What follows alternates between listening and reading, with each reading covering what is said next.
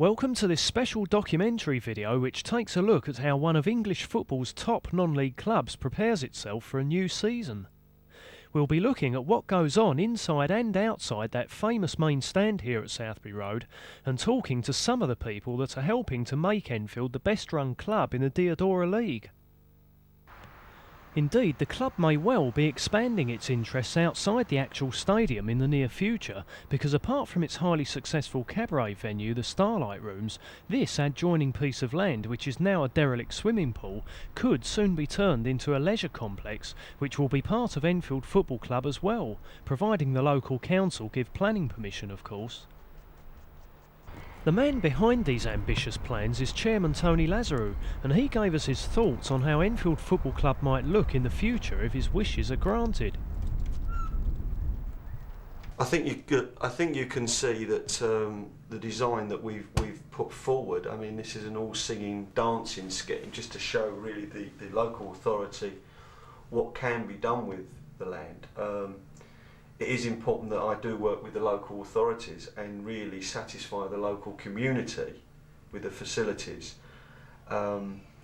We've been negotiating with the authority for 18 months, but the real background to all of this is really to develop business facilities, much like the Starlight, to be able to take the club forward into the next century, really. What has become apparent that really you have to have off-field activities to support and maintain a good team. Long term we're looking to develop our youth, but what I'm hoping to do is combine and bring together really the whole area. We've got a massive population of 250,000-60,000 people in Enfield. I think we've got a club that we can be proud of on its performance in non-league status. My dream, and we've all got to have dreams, and when I came here there was a lot of work to be done, and it's been 2 years, just over the 2 years now, and I think we've filled a lot of holes and levelled things out. We know and understand enough about football now, and the Starlight, which is a nightclub, a cabaret night spot, to move on. I think, and we feel now we've got a team that an Enfield team that we can be proud of, but we've got to move forward, and to maintain this you have to have some business facilities, otherwise you're relying on the benevolence of people like me and other people, and there are only a few Jack Walkers around. But what I'm trying to do is really create some facilities. Having lived in the borough for 25 years, there is a lack of sports and leisure facilities that are affordable for all age groups. And what I want to try and do, if the authorities are happy with what I'm trying to do, is develop a swimming pool, some synthetic pitches, which I think are needed, a sports hall. Now these traditionally lose money. I'm confident I can sort of make them work financially, but to prove to banks, etc., this is quite difficult. To complement this, we have to put some other things there really that can generate profits.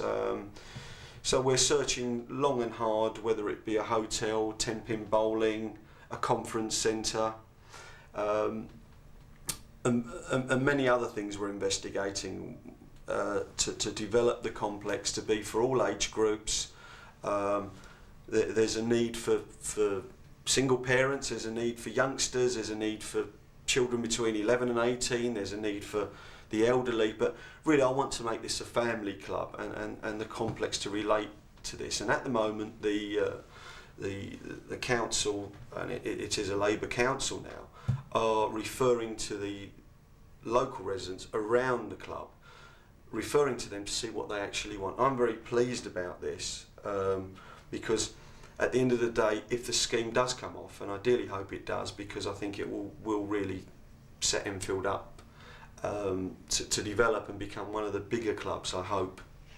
But I really will be labelled as a person that put the scheme up, and I want as many people to be happy with what we're putting up.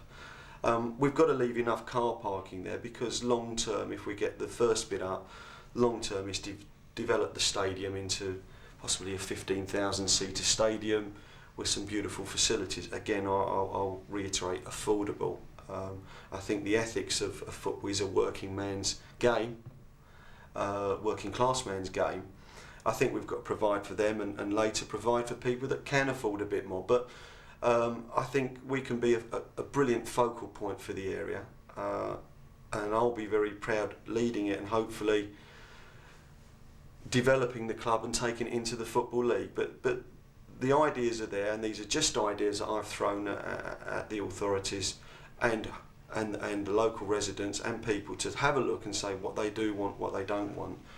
But I'm very ambitious for the club, but I have got to develop other business, external businesses, to develop the income and profit line so we can really bring better players, develop our facilities, develop our youth. And I said it's been an 18-month haul, along with getting to learn about the club, and the club was in major decay, was really held together by elastic bands and cotton and threads, etc. I think we've patched up the holes now. We had extensive works on the main stand that we're in now, to the tune of 80,000. There were sort of many camps, no one was pulled together, and I think now we're pulling together and we've got our pride back in the club, and we just fell short of our main target to get promotion last year. It would have been nice to go to Wembley, but we've dusted ourselves down, and really I'm hoping in the next 2-3 months I can get a good a clearance from the local authorities and the local borough, the local community, to drive on and know really, and then plan a 5-10 year strategy for Enfield Football Club.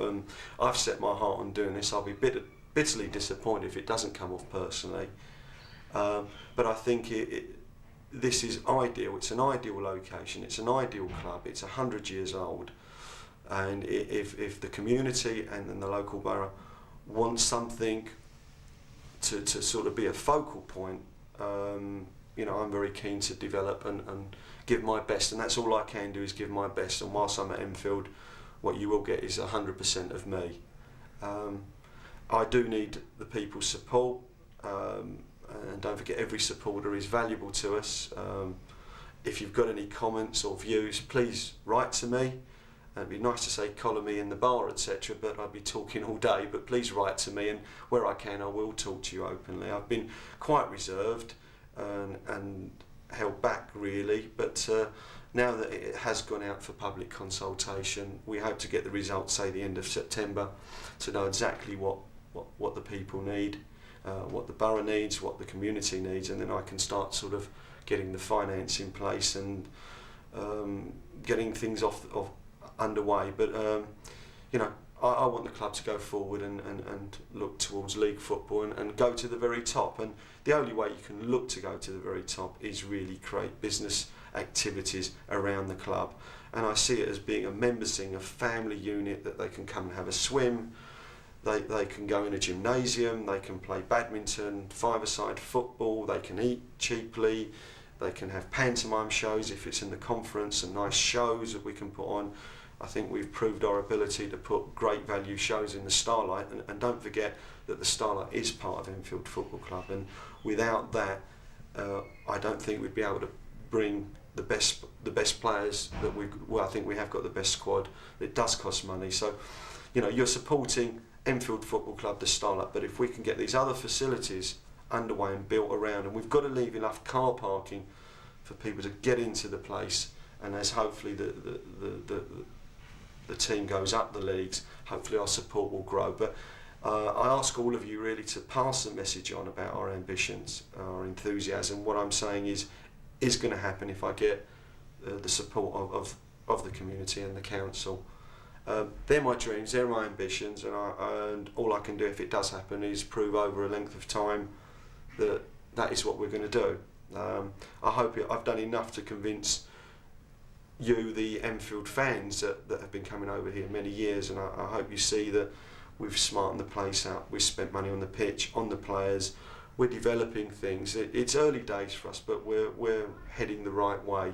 But your support is important. I hope this has explained something about what I want to do, and it is a dream and it is an ambition that I would love to fulfil, and I hope all of you would like to see and support the scheme. For the time being though, the club have to make do with the Starlight Suite being their main off-the-field activity. However, this excellent cabaret venue must be the envy of certainly every other non-league club in the country. Some of the top names on the circuit regularly feature here, and during September alone the likes of Richard Digance, Bob Monkhouse and Mike Reed are all scheduled to appear within the space of 4 weeks. Unlike other cabaret venues where the food is brought out on a plate already served, the Starlight operate a silver service with some of the best quality produce in England as part of a highly varied menu.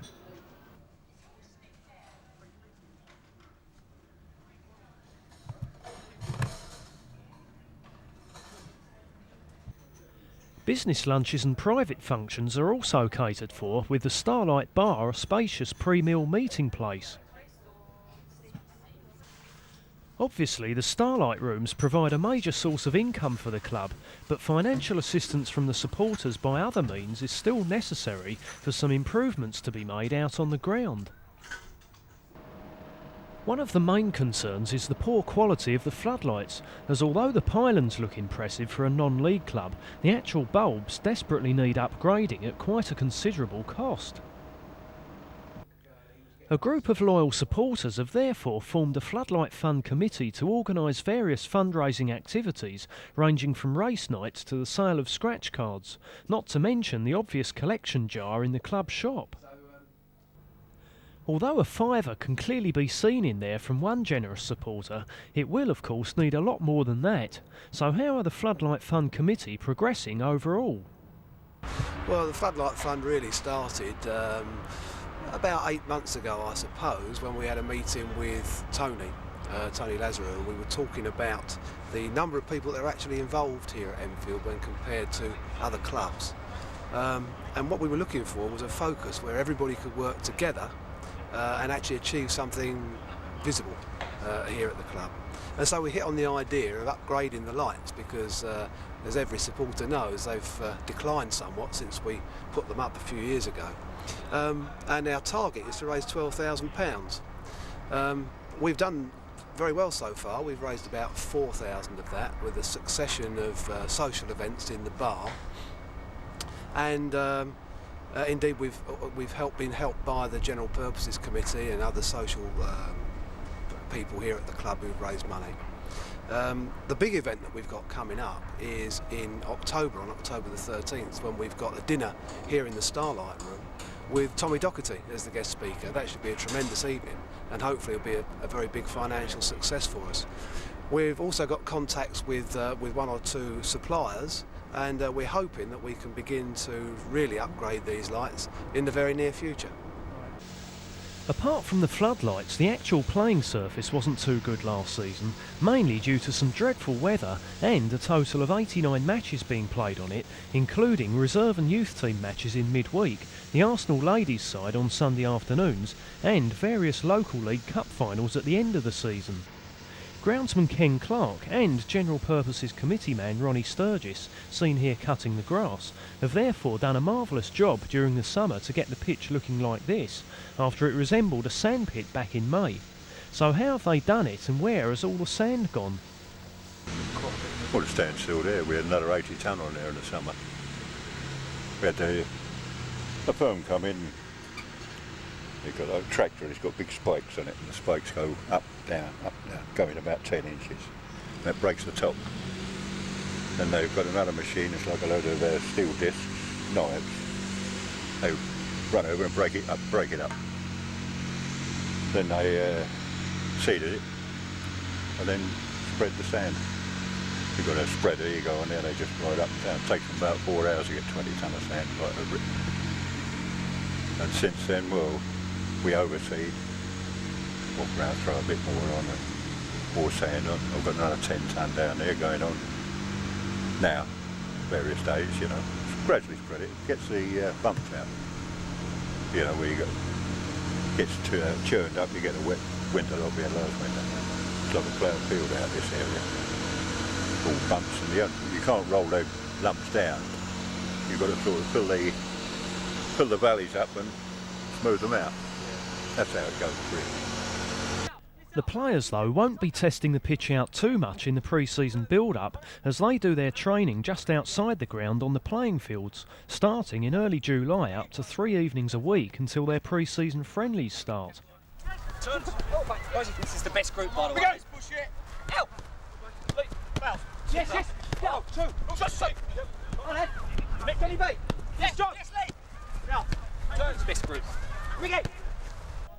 Various workouts are carried out, mostly involving use of the ball in fast-moving passing exercises, with manager George Borg directing operations. Come on. One touch, follow the ball. Let's go, sharp, come on. Follow the ball, Pat. Cheers. Come on. Keep going, boys, keep going. Borg is ably assisted by coach Paul Ciani, as the first team squad of around 20 players are split into 2 groups. According to Ciani, the players' general fitness will be near enough 100% when pre-season friendly matches start, but it won't be until they've played 3 or 4 league games that they'll be 100% regarding match fitness. Also training over the playing fields are the reserve team squad, including 6 YTS players, which is a new venture for Enfield this season, as coach Paul Ciani explains. YTS players came to the club in terms of organisation. They were brought to the club back in May. They were a mixture of some playing for our youth side, some that were recommendations from other people from outside the club.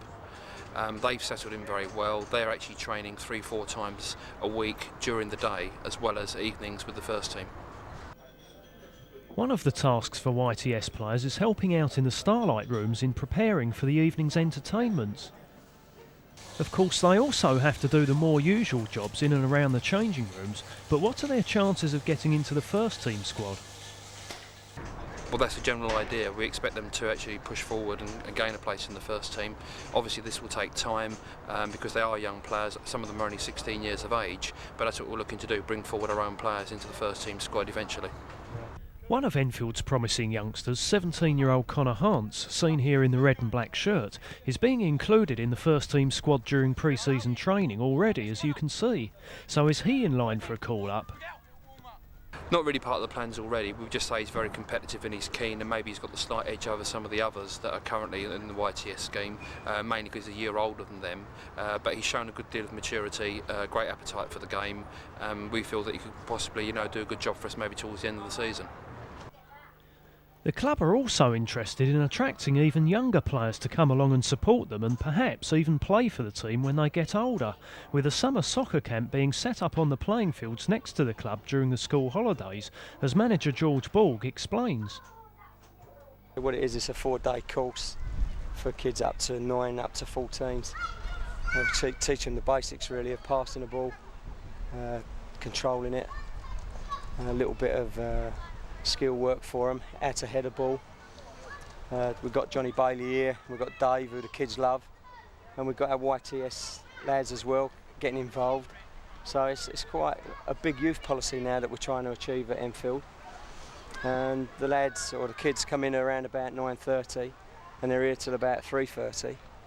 So it's quite a long day. They have their meal in the afternoon and a few drinks during the day as well. So, it's quite enjoyable for them. We have little competitions as well, penalties and skill competitions, which breaks the day up for them. And we have little games as well, 5-a-side games and 11-a-side games. So it's quite an eventful week really. Amongst the youngsters taking part were George's son Warren and 2 of the regular first team players' youngsters in John Bailey's son, also called John, and Martin St Hilaire's lad Keki, who seems to be a bit of a character. Do you want to play for Enfield like your dad? Yeah? What do you think of your dad? Turn around, face the camera. What do you think of your dad? Do you think he's a good player? Is he as good as you?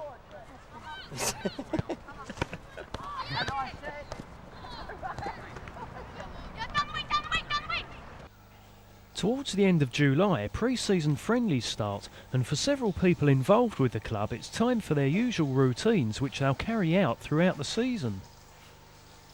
The job of hanging out and washing the kit has been done for many years by Dave Jones, a former player who joined the club as a programme seller way back in 1939 when he was at school with former Enfield chairman Tommy Unwin amongst others. Played here on and off up till about the 60s, 64, something like that. Drifted away, came back again. Came back here in 1970 when they all done a runner or went to Slough. And I come back here. Eddie Franklin asked me to come back here as the trainer, and I've done that for 20 odd years. And now I'm the cook and bottle washer, sweep, do anything that goes along. Then I'm in it. Apart from the easy jobs such as putting out the substitution boards, a typical Saturday lunchtime for Dave Jones is clearing up after somebody else has made a mess. In this case it was Italian team Napoli, who'd been using the pitch for training in preparation for a pre-season tournament at Highbury. Last minute effort, I think, to come in here, expecting everything to be right, and like as if like a bomb drops. Oh, you can see, look, all the stuff in. Anyway, we'll carry on with this. No one's arrived yet, you see, so could be like this all afternoon.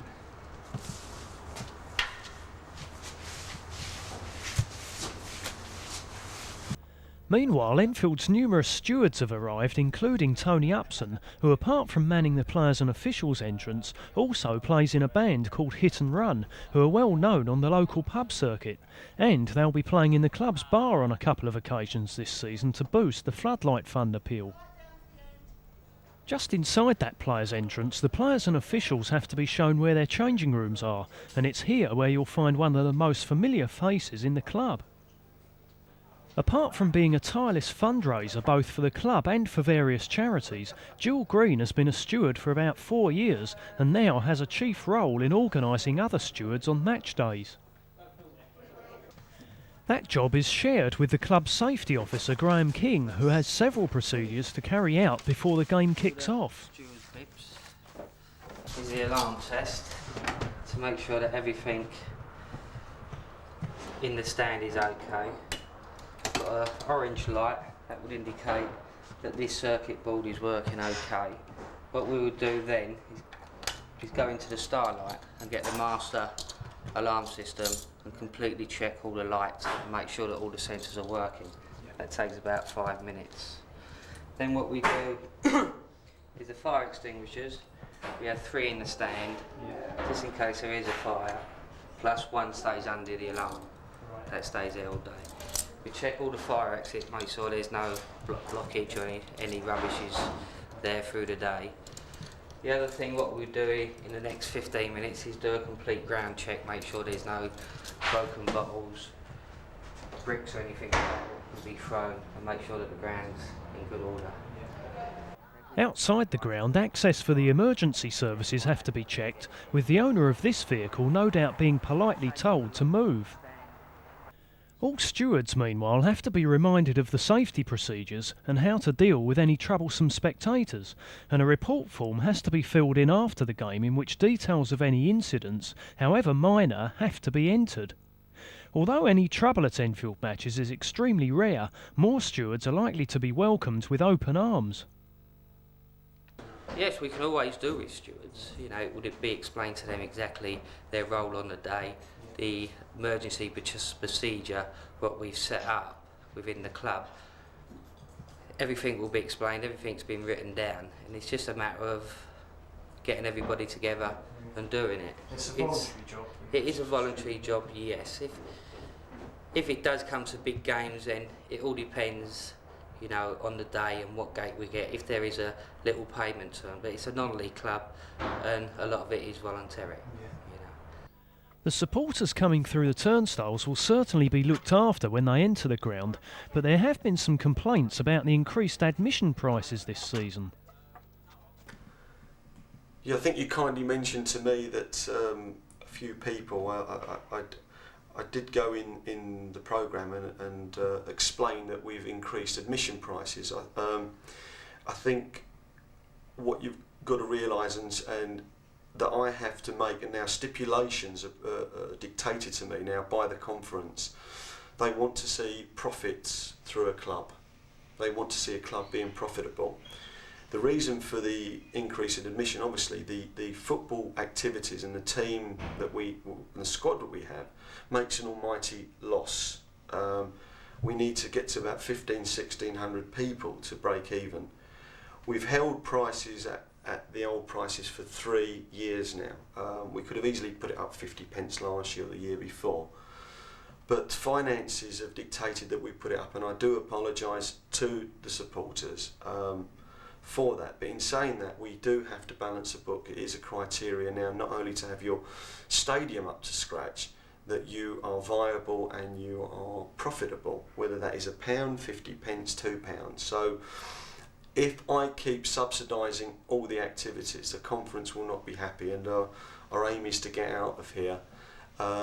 I hope you see that we haven't changed the kit, so we're not here to sort of fleece anybody, cheat anybody, but finances, common sense has to prevail. And where we have and where we have in the past is tried to maintain the old prices, but we've just had to move up a nudge, and I apologise, but we're not confidence tricksters, we're professional people here. I've got a management team, and we have to run this on business lines. But I said my love is here for Enfield and football, but I have to wear two hats.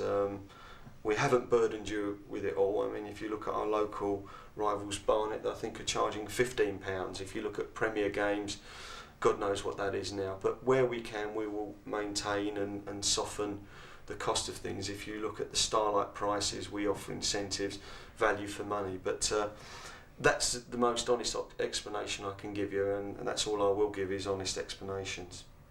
However, most people don't complain when they can use the Sportsman's Lounge before matches, as it's recently been refurbished and compares favourably with the clubhouses at other non-league grounds. Apart from the big screen, which can show satellite and cable TV programmes courtesy of the club's main sponsors, Cable London, the Sportsman's Lounge also includes pinball and fruit machines, plenty of seats and a burger bar in the far corner. Manager Ray Brown and his staff always have a busy time on match days, but are quite prepared for a friendly chat.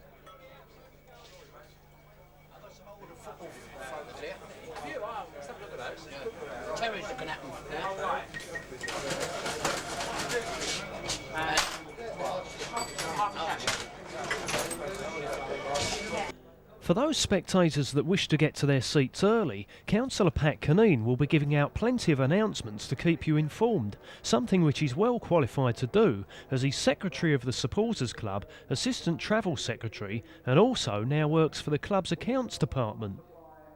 Our Supporters Club badges. The price of those is £1.50 or £1.40 to members of the Supporters Club. The Supporters Club plays quite a part in helping with the running of the club, especially with their shop in the town end corner of the ground, which donates a sizable amount each season from some very healthy sales. That's not surprising when you see the quality of some of the items on display, particularly the programmes which come mainly from programme fairs, swapping with other clubs and donations from supporters. The selection of programmes in the shop attracts supporters from other clubs who find out by word of mouth. So this could well be the place to come if you're a keen collector. We've got a much better selection in our shop than we have certainly almost anywhere in this league. There are one or two clubs that do put a lot of effort into it and do well, but I think ours has got the best selection. We can go back, we've got masses of stock behind us here which we can't put on display, which is all our old Enfield programmes, things waiting to be put up, dating back to the late 50s. And behind me, we've got England, we've got international programmes, different cup matches, there's a box of English teams in Europe, there's all sorts of things. We just haven't got the room to stock. All three supporters that work in the shop on a match day do so on a voluntary basis, with Dave Hicks having taken over as manager this season after Jim Caneen moved on to the club's General Purposes Committee.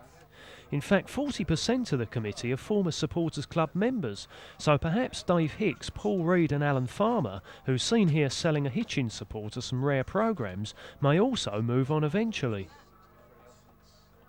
Apart from programmes, another major source of income are the club videos, which are arguably the best in non-league football, with 2 compilations a season being produced which sell around 100 copies each.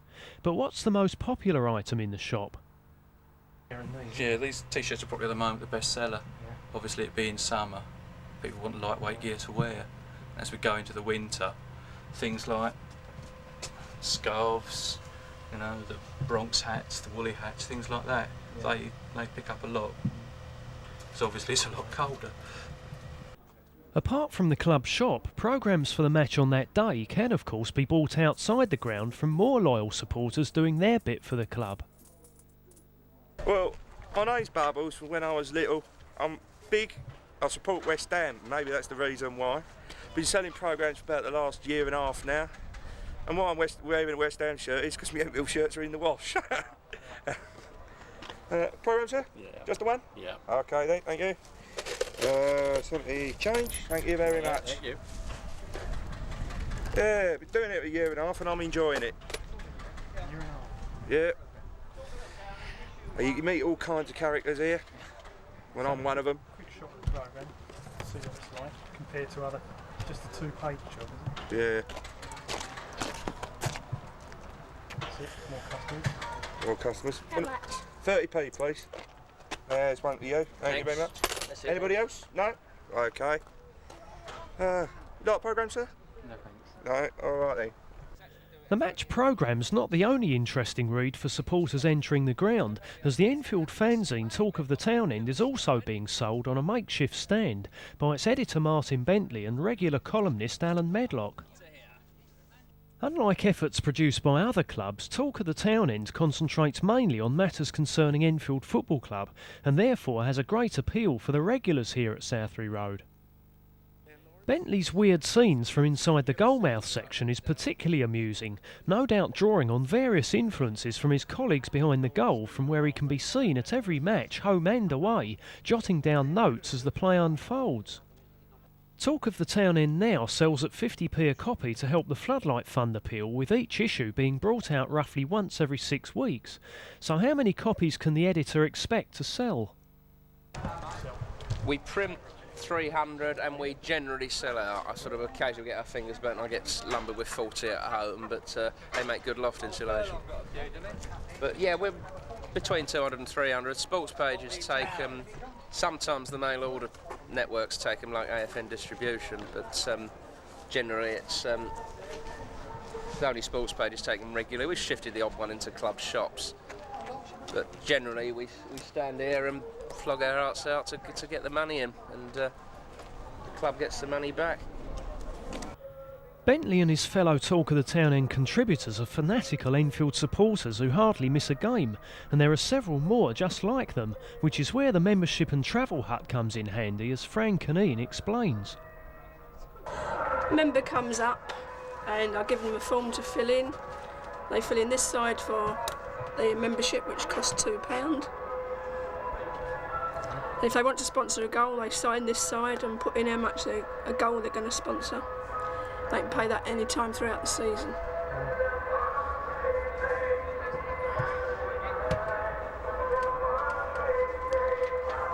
There's a reduction for OAPs and juniors, which costs £1. They will then get a supporters club card, which enables them to go to away matches on the coach, and also gives them a reduction of certain items in the club shop. Coach travel, they normally see Peter, but when he's not there, I've got tickets for sale for first away game, Cole Shorten.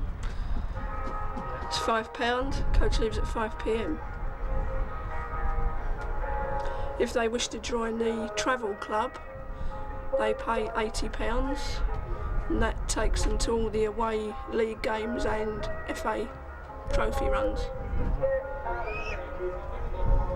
While the supporters visit either the bar, the supporters' huts or the various other kiosks around the ground, Safety Officer Graham King is still busy beneath the main stand, as the referee and his 2 linesmen have now arrived, and they too have to be briefed on safety procedures.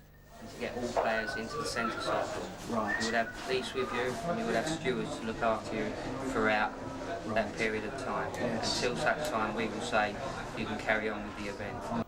The game against Beezer Homes League side Sittingbourne was Enfield's final pre-season friendly before their first league match, and after an encouraging win against Barnet the previous Saturday, manager George Borg was no doubt hoping his pre-match team talk would encourage a similar display again.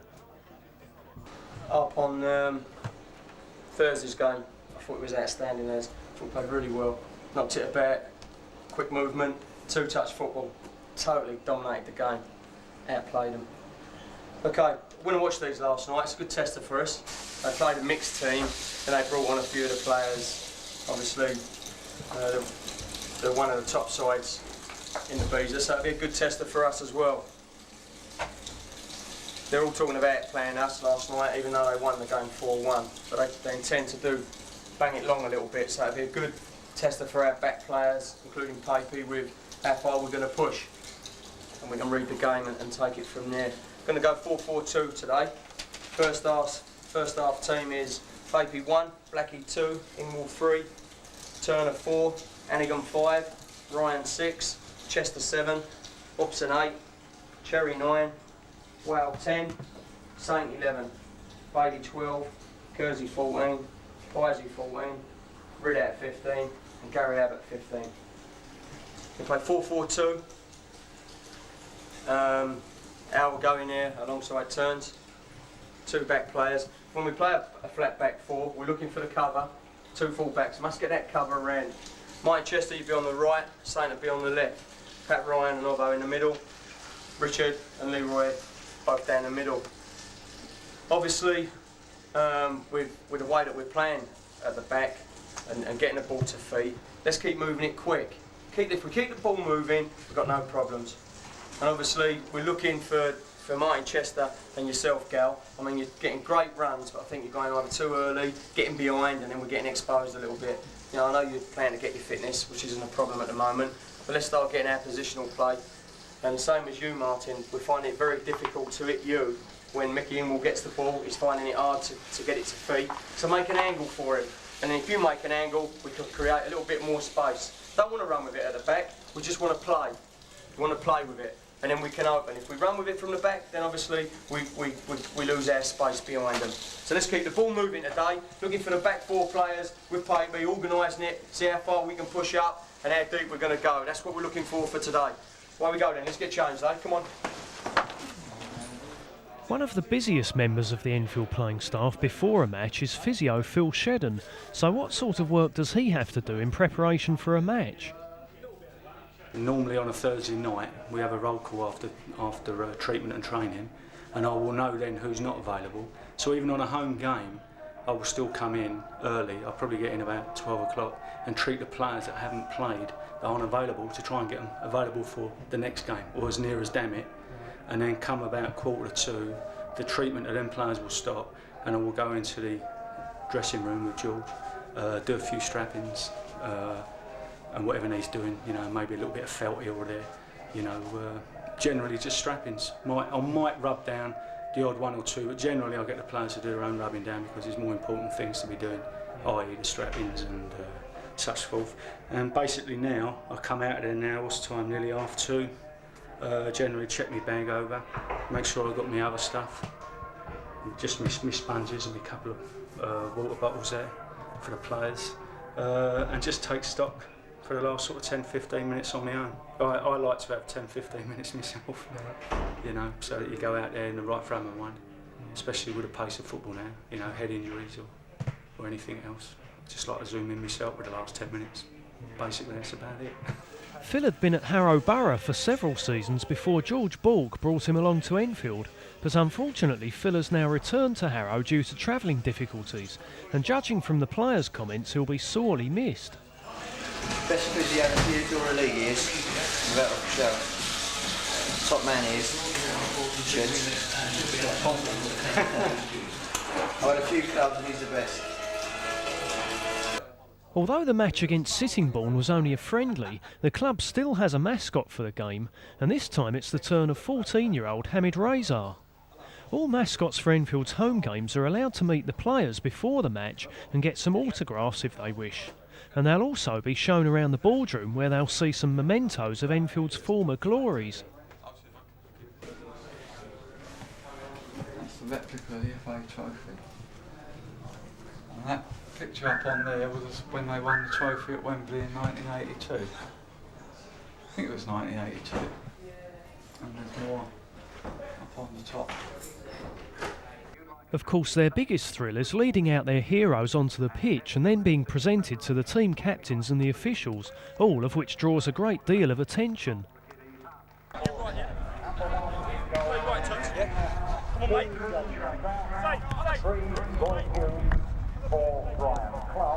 Hi there, so this is Hammond and Skip.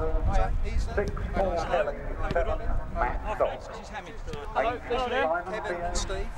Wearing number 9 and making return to Enfield. Right then, what's to the toss? Mind catching the call for me, please. 10, Lee McDermott. 11, Tails it is. Stasia, your kick, this is for you. Okay, now apparently, like a photo, so if I sort of stand in the middle.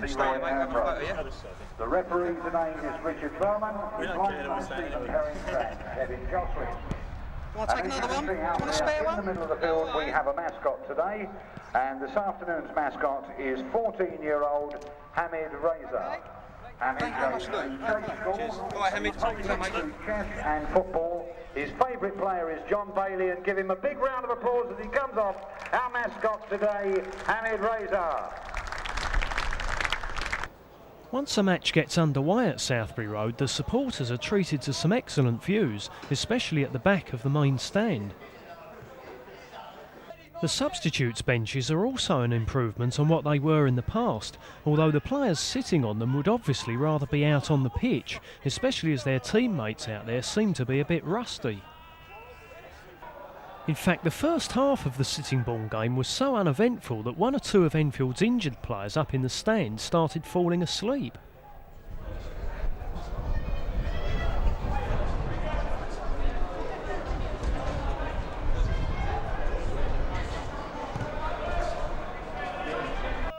The loyal supporters behind the goal didn't have much to shout about either, and they may well have been thinking about going into the bar for a swift pint.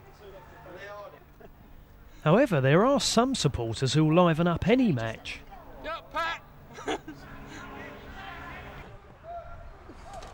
Who are ya? Who are ya? Who are... Fuck! A wasp.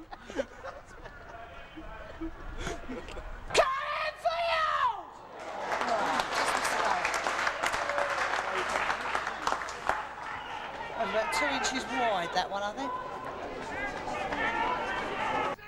George Borg, meanwhile, was also getting a bit frustrated and had to let his players know. When we've played it into Leroy, tell the back four to start pushing up so that we can push our midfield players on. They're dropping off and we're dropping off. The game's too long. No matter how dull the game is, there are some people watching the game that have to keep their concentration just in case anything happens. One of these being club photographer Tom Scott. Well, I've been doing this for about 10 years, I suppose. Yeah, really, it's just started as a hobby, helping out. It's just sort of grown from that. And yeah, it's enabled me to. Excuse me. Yeah, it's enabled me to take pictures at Wembley for the FA Trophy final, so I guess that was the high spot.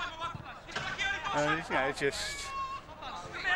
just nice to be able to do a little bit of help while doing something I enjoy.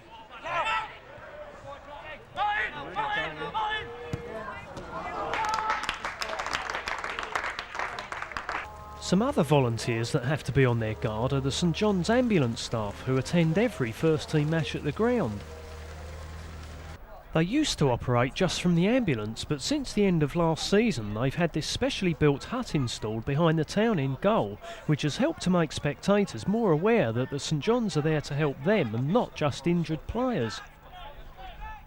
This new unit is superbly equipped, as you can see, and has already been in use on a number of occasions. The most common incidents though are minor bumps and bruises from youngsters falling over while running about on the terracing, and fortunately major problems are very rare. With half-time approaching, Maureen and Claire in the tea bar next to the main stand are getting ready for the usual mad rush, although today it'll be cold drinks for most people. But what else do they sell in there? Okay, we sell hamburgers and cheeseburgers and also hot dogs. We've got nice fresh rolls that we make in the morning in the kitchens. We also do various chocolates, crisps, and we're doing well on our cold drinks today, and also tea and coffees. No, we don't do bottles. We've got soup, and we've also got hot chocolate, haven't we? Yes. And nuts, scampi fries. And in the winter we sometimes do jacket potatoes, and we have pasties and pies and homemade soup occasionally. The directors of both Enfield and their opponents though have their half-time cuppa in an office just below the main stand. In fact, by sponsoring the match, or indeed just the match ball, you too can share this hospitality with the directors and also gain some advertising space in the matchday programme. Also in the matchday programme is a section for the club's younger supporters, the kiddies, and at half-time their kiosk at the back of the Kingsmead End Terrace is often quite busy, especially when a first-team player comes in to make an appearance in there. In this case it was new signing Jimmy Carstairs, who came down from his seat in the stand after finally waking up, where he joined kiddies organisers Jim and Lynn Cantle to sign autographs and answer some questions which Lynn is trying to compile. This is our interview that we do for putting in the programme on our kiddies page. Have you got any questions you can think of, Emma, you'd like to ask to go in the programme? Question to ask our new player? Hello, what's the question so far? Well, look at the favourite lessons, school. Is in the kiddies hut and is signing autographs and talking to the kiddie men. What are you finding funny? There are always plenty of young supporters at Enfield matches who seem keen to get autographs from all the players, and because of this enthusiasm the kiddies have no trouble in providing mascots and ball boys for the club. So how many members have the kiddies got, and how did they get started? The kiddies, we've been doing this for about 2 years. We've got membership forms here. Anybody under 14 years old can join the kiddies. Our youngest member is Nicole Goodchild. She joined when she was 1 day, 15 and a half hours old. We've got, well, last season we had 150 members at the end of the season. The year before we were on 93 members, and this year we have already got, I think it's 85 members. So we're hoping to achieve 200 members for this season. With the Sitting Bull match being a pre-season friendly, numerous team changes were made, which left the back page of the matchday programme in a bit of a mess, especially for spectators trying to work out the substitutions at the start of the second half. Of course, these mass team changes are not the programme editor's fault, and he does his best to produce an attractive-looking magazine. As to content and design, I mean, the design is something that normally is left down to myself. This year, Chairman Tony Lazarou has had a go at designing the front cover, and we've had a change in concept. The content inside the programme is more or less my own. I decide where things go, speak to a number of different people, try and get some sort of feedback from the supporters' view on what they want to read. Because at the end of the day, a pound is a pound, and we like to think that, while yes, it is something that makes money for the club, we're trying to give some reasonable value for money. And I think most supporters would agree that the programme, I think, is a fair return for their money.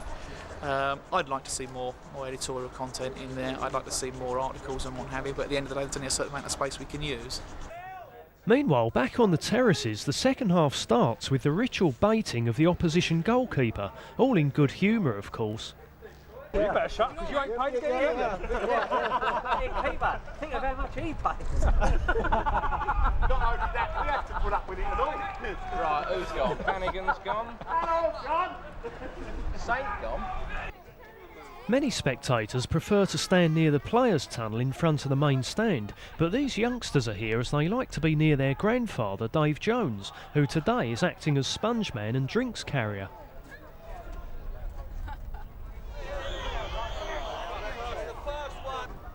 Enfield had played well in their other pre-season friendlies, but not in this one, and Sittingbourne took the lead halfway through the second half through Martin Buglioni, a former Enfield player. And the opening goal of the game comes after 73 minutes. And it goes to Sittingbourne, number 9, Martin Buglioni. Goal time, 73-3. Those supporters' reactions didn't really give much away, but this lady was delighted as she'd won the winning goal time ticket. Yes, Sittingbourne supporter. I buy them every week. It's the first time I've won.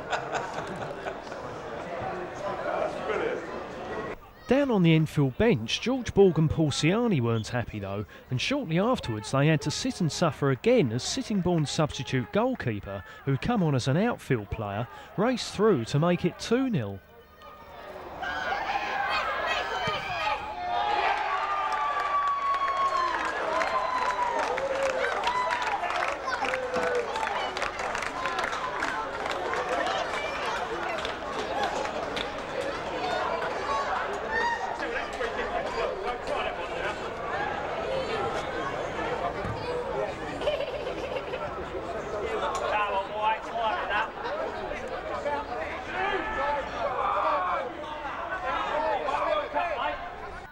Of course, normally George would be leaping out of the dugout ranting and raving at his defenders for a goal like that, but pre-season friendlies are often used for experimenting with tactics and for getting players fit, so he may not have been too concerned about that mistake or his forwards missing chances like this.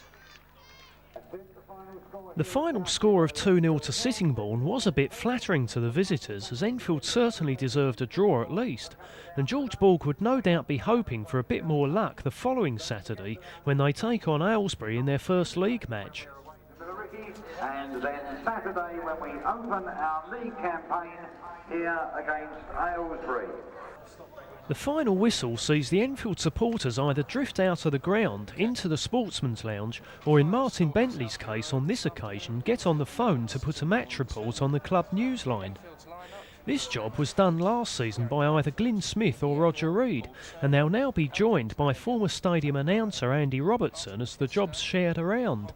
Richard Sherry, Leroy Whale and Martin St Hilaire. In a rather low-key and slow-paced first half, Sittingbourne's best chances fell to former Enfield reserve striker Martin Buglioni. Meanwhile, in the boardroom, out come the gin and tonics as John Jefferson and his fellow Enfield directors entertain their opposite numbers.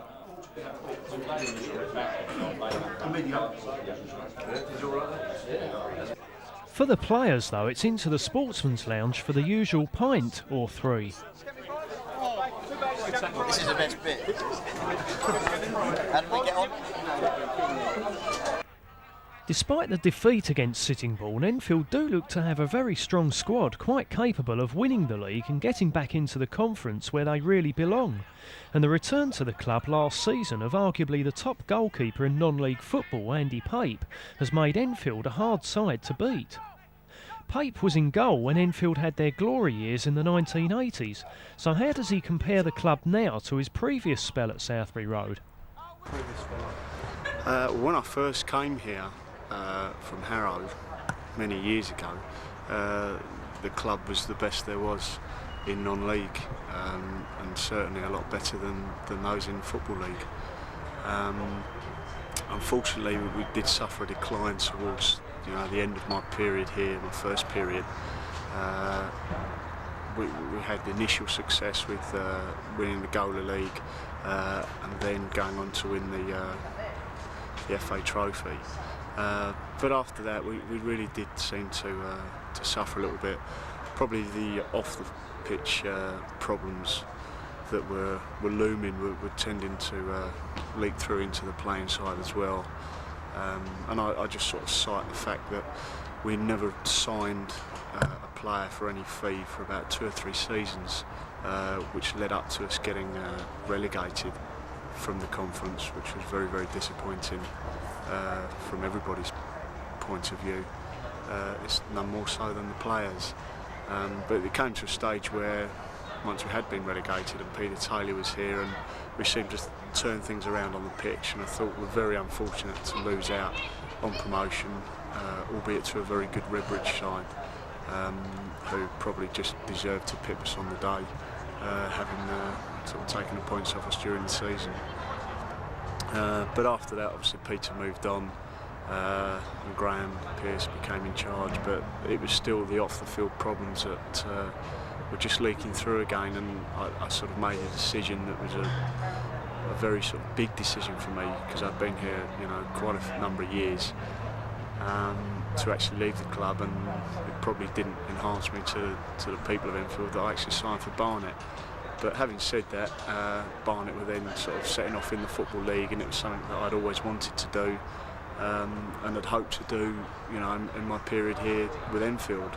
But it didn't materialise, and probably didn't look like materialising under the regime that was here at the time. So, you know, I made a decision, you know, and I think it was the right one. Even now I look back, and it probably didn't work out as well as I hoped. But, you know, I've gained valuable experience of lower league football now, and hopefully, going back to your first point, we can, you know, put that into practice with the coaching side of things as well. But I knew George from, he took me on loan at Harrow from Barnet, and I did have an offer to come and play on loan at the back end about 2 seasons ago, when St Albans and Chesham were in the hunt for the title. But I felt I should stay loyal to Harrow, as they picked me up and played me for a couple of months, so I decided to stay there. But it was sort of very evident from that point on that Enfield were sort of looking to put a squad back together, and had made it known that, you know, I could be a part of that squad. And from there on in, you know, it's history really. George obviously became assistant to Graham last year and has now taken over this year.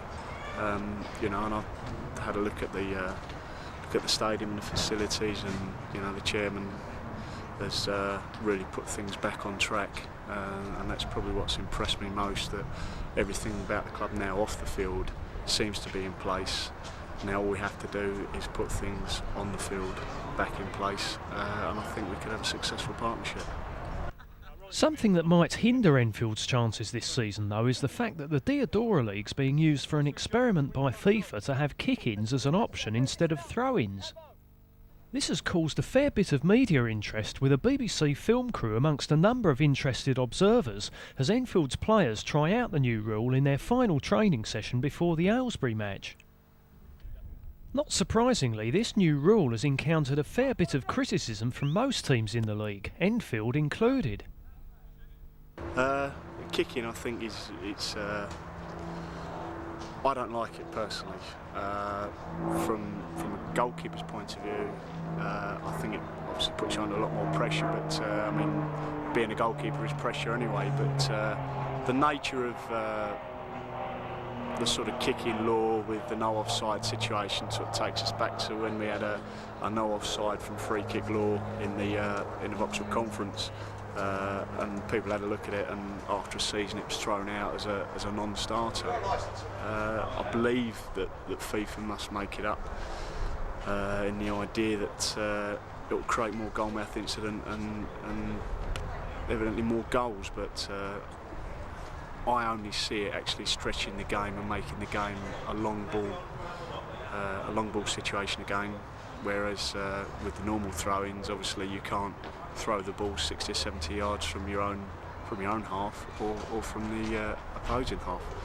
But I personally don't like it from a goalkeeper's point of view. I think obviously it puts a lot more pressure, and from a sort of coach's point of view, I think it gives the also runs a greater chance with set pieces, where they can fill their side with sort of big lads work very hard on the set piece side of things, and can probably come out and beat the top teams that are looking to get the ball down and play some quality football. And from that point of view, I really don't like it, and I think it could be another one of those one-season wonders. And I really don't think the Deodora League should have taken it on in the league itself. I mean, maybe if they'd have put it in a League Cup competition and just tried it out over a few games there. When it's in play for 42 games of the year, I think, you know, I'm not a lover of it at all. But the kick-in, I don't really like, because it's made the game really long. People are belting the ball 60 yards now. There's not a lot of creative midfield play, but it's here and we've got to use it to our strengths in both departments, attacking and defending. I think the only thing we'll try and do when we defend is obviously you can't be offside from it. So you've got to be able to give your goalkeepers a bit of room, because you know forwards are going to come right on the goal line, because obviously they can't be offside. So we're going to try and create a bit of space, something that we've worked on during pre-season, is just to let the goalkeeper have the 6-yard box, and he's got to come up and clear his lines with either a punch or catch it, rather than us create his 6-yard box as well. And obviously attacking side of it, we'll try and use it to our strengths as well, and hopefully get our midfield players to clip balls in rather than loop them in. If we can put a bit of pace on them at hip height, then I think we've got a chance of hopefully that the defenders will make a touch, get some own goals, or possibly or even get one of our own strikers to score. Another problem Enfield encountered last season was a backlog of fixtures caused by lengthy runs in various cup competitions, which ultimately hindered their league title hopes. Enfield of course have to play in these same competitions again this season, so is manager George Borg planning anything different this time? On obviously cup competitions, I felt last year it's very difficult to predict whether you're going to have a good cup runs, FA Cup, FA Trophy, League Cup and so on. You can't really predict it, but all I'm going to do this year is try and prepare right for the FA Trophy, the FA Cup, which I consider the most important cups. The League Cup, I feel, it is a cup where, as long with the Middlesex Senior and the Colesberg Cup, I think they're cup competitions that we could all do without, especially as we have a long season as well. But the Deodora League Cup, the Middlesex Cup and the Colesberg Cup, I think I'll be playing my squad players and my younger lads that are coming through the ranks. I want to know where they're at with their ability, whether they're good enough to go into the first team at the age of 17. And obviously I've got a big squad, so I can vary it. But like I say, the most important games for us are the FA Trophy and the FA Cup, and I'll certainly prepare 100% for those particular competitions. Last season's Premier Division champions Stevenage Borough of course took their rightful place in the conference, and they've been replaced by relegated Slough Town, who now include a certain Graham Roberts in their ranks. So who does George Borg see as Enfield's main rivals for the title? I think the threat this season obviously will be the likes of Slough and the Sutton, Kingstonian. I think teams like that who do like playing football and do like knocking it about and got good surfaces to play on. I think they'll be in the top 4 along with us. And I think if we can get all our players bedded in and get our system sorted out from the word go, then I think we'll be one of the hardest teams to beat. But I'll see as those 3 as the main threat. And the more games we win, I think we'll get stronger and more confident, and I think teams will find it very hard to beat us. Just before Enfield kicked off their season against Aylesbury, the crowd at Southbury Road stood for a minute's silence in memory of popular car park attendant Lenny Hills, who would certainly have been featured on this video had he sadly not passed away during the summer. So let's hope Lenny's looking down from up there somewhere on a successful season for his beloved Enfield.